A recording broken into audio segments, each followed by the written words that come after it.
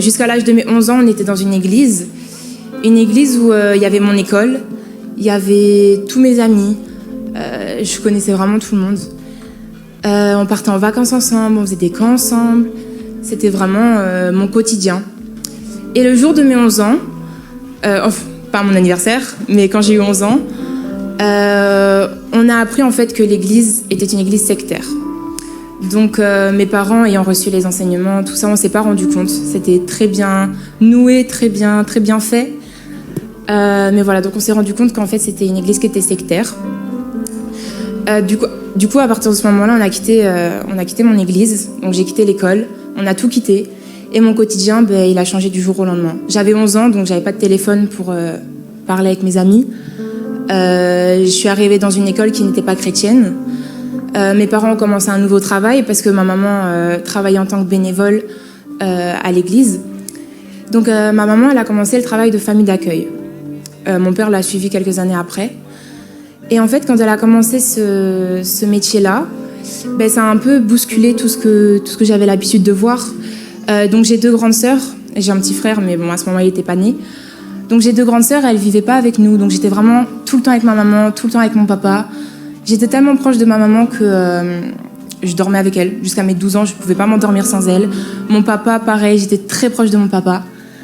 Et quand ils ont commencé ce métier-là, en fait, j'ai eu l'impression qu'on voulait me remplacer. Donc vu que j'avais quitté mon église, j'étais dans une nouvelle école et mes parents avaient fait un nouveau métier, il y avait des nouvelles personnes chez moi, je reconnaissais plus du tout l'endroit où je vivais, je reconnaissais plus du tout là où j'étais. Et j'ai commencé à m'identifier aux personnes que je voyais dans ma nouvelle école. Donc j'étais très influençable et vu que j'ai été élevée avec des valeurs chrétiennes, j'étais quelqu'un de très gentil, très serviable et du coup les gens se sont servis de ça. J'ai commencé à être harcelée, j'ai été beaucoup harcelée. Je suis sortie avec un garçon à l'âge de 15 ans, ou 14, même peut-être 13.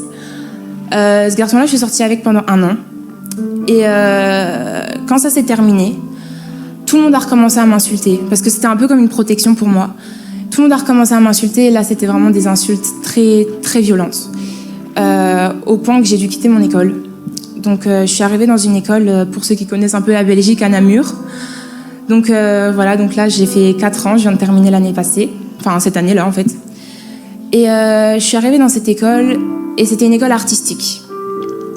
Et en fait, dans cette école, il y avait soit des homosexuels, soit des toxicomanes. Et en fait, je m'étais tellement éloignée de mes parents, j'avais vraiment coupé court avec ma famille. Mes cousines, je les avais bloquées de partout. Mes sœurs, je leur parlais plus. Mes parents, je leur parlais plus, j'étais très méchante avec eux, En fait, j'étais vraiment énervée de ce qui s'était passé, mais c'était pas de leur faute. Et j'ai commencé vraiment à m'attacher à toutes les choses du monde que je voyais. Et pareil pour le Seigneur, pour moi, le Seigneur m'avait abandonnée. Le Seigneur ne m'aimait pas suffisamment et il s'occupait plus de moi, en fait. Donc je me suis dit, ok, je vais m'attacher au monde. Vu que tout le monde a l'air de se plaire, vu que tout le monde a l'air de s'amuser, moi, je vais faire pareil. Donc à ce moment-là, j'ai 15 ans et j'ai commencé à fumer.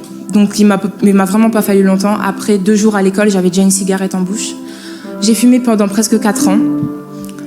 J'ai commencé à me droguer. Donc j'ai commencé à fumer de la beuh. J'allais dans des soirées avec beaucoup d'alcool, beaucoup de beuh, beaucoup de drogue.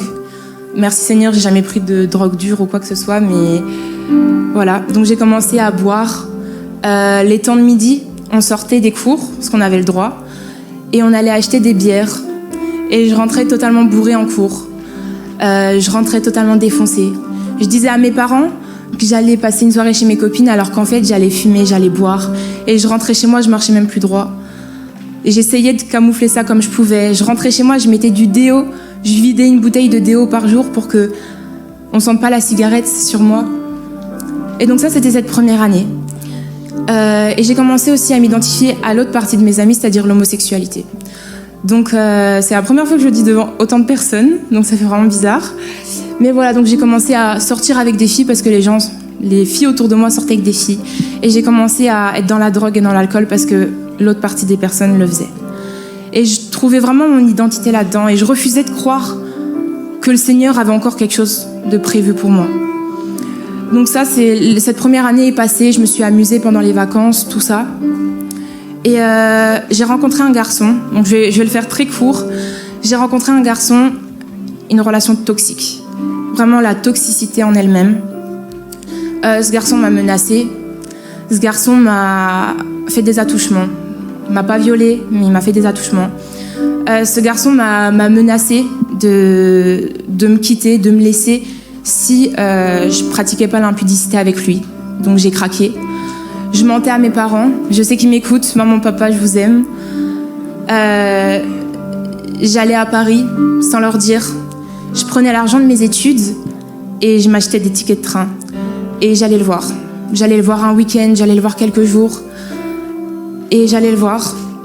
Et j'ai pas précisé que ce garçon-là, il avait une maladie qui ressemble à la schizophrénie. Donc il avait vraiment une personne en lui très méchante et lui qui était gentil. Et il était musulman. Et donc voilà. Et pour savoir, j'habite à 4 heures de Paris. Comme ça, vous voyez un peu à 16 ans le trajet que je faisais pour aller le voir. Et en fait, c'était vraiment mon Dieu. Je faisais tout pour lui. J'étais prête à tout pour lui. Je donnais tout pour lui. Je vivais plus. Chez moi, je rentrais à mon appartement, j'avais une bouteille de ketchup. Et vraiment, ce serait vous mentir de vous dire qu'il y a des soirs où j'ai mangé du ketchup juste comme ça. Donc voilà, donc ce garçon-là, ça s'est terminé. Et quand ça s'est terminé, j'étais anéantie. Anéantie parce que il avait mes réseaux sociaux, il avait téléchargé toutes mes données. Donc pour ceux qui comprennent pas, il a téléchargé tout ce qu'il y avait sur mon compte Instagram, donc tout ce que j'avais supprimé, il pouvait le voir. Et il allait lire tous mes messages qui remontaient de peut-être 2013, 2014, je sais plus quelle année. Et pour chaque chose que j'avais faite, même quand il n'était pas dans ma vie, il m'insultait, il m'insultait, il m'insultait. Et c'était tous les jours comme ça. Et donc ça s'est terminé. Et quand ça s'est terminé, je me suis remis en couple avec une fille. Et là, j'allais sur Bruxelles. J'allais sur Bruxelles et j'allais dans des boîtes, donc des boîtes de nuit transsexuelles. Donc ça, c'était l'année 2019. Et j'allais dans des boîtes de nuit transsexuelles et tout cet été, en fait, c'était comme ça. Et pour finir, donc je me suis séparée de cette fille-là, j'ai recontacté le garçon, il est revenu, on s'est revus et c'est là qu'il m'a fait des attouchements. Il m'a menacé de se suicider devant moi, donc pendant la nuit, je dormais pas. Voilà, donc avec ce garçon, comme ça que ça s'est passé. J'avais aussi des amitiés toxiques avec qui j'allais voler dans les magasins. On prenait des gros sacs et on savait que les portiques ne sonnaient pas. Donc on rentrait dans le magasin, on prenait tous les produits comme ça, on fermait le sac et on sortait. Tous les jours on faisait ça. Vêtements, maquillage, tout ce qu'on trouvait, des choses que j'ai jamais utilisées, je rentrais chez moi, je les jetais. On volait.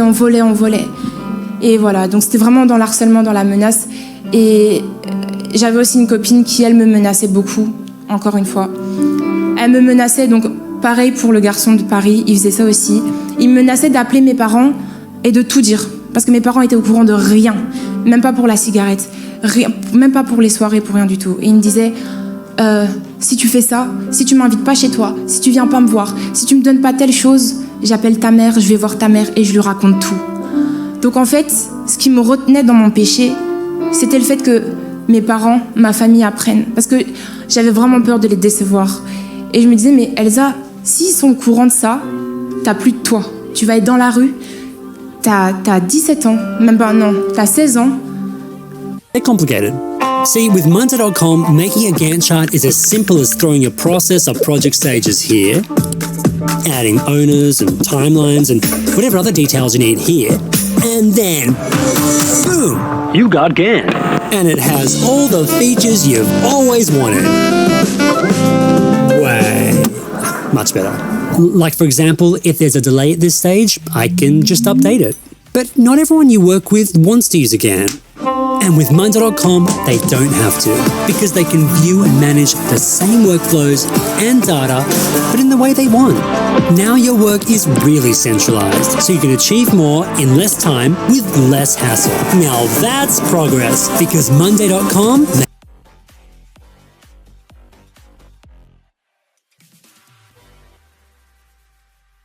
Tu vas aller où? Tu vas aller où comme ça?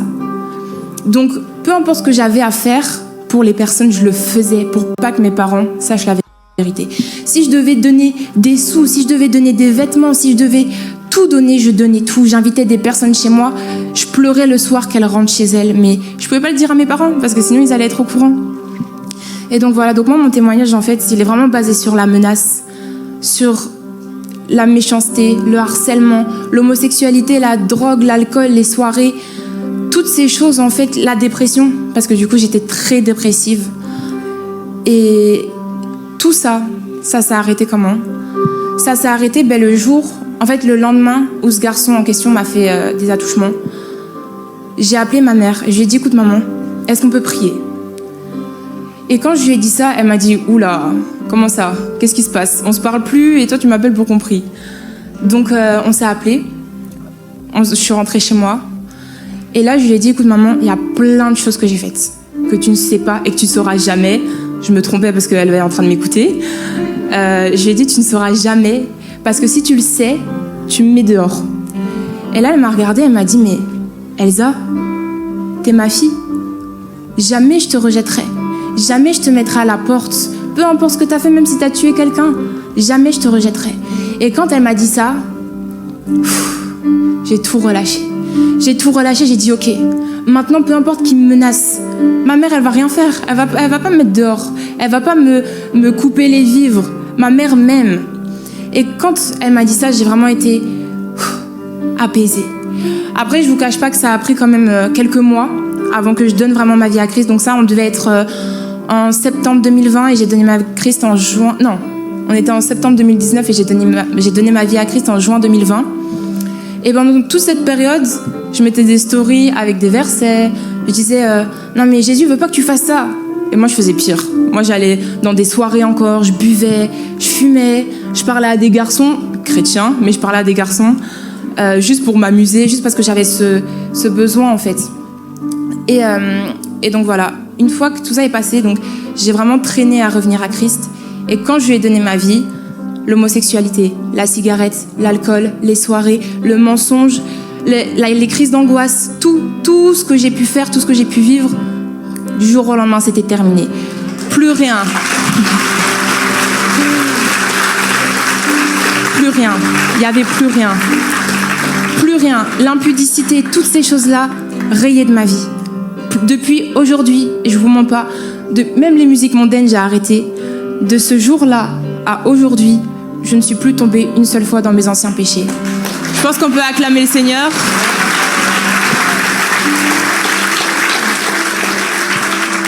Pour conclure, je sais pas, ça fait combien de temps que je parle. Pour conclure, j'aimerais juste vous dire que je suis passée par plein de péchés en cachette.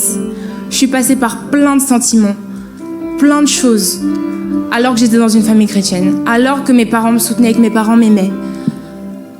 Comme disait Mathilde tout à l'heure, la famille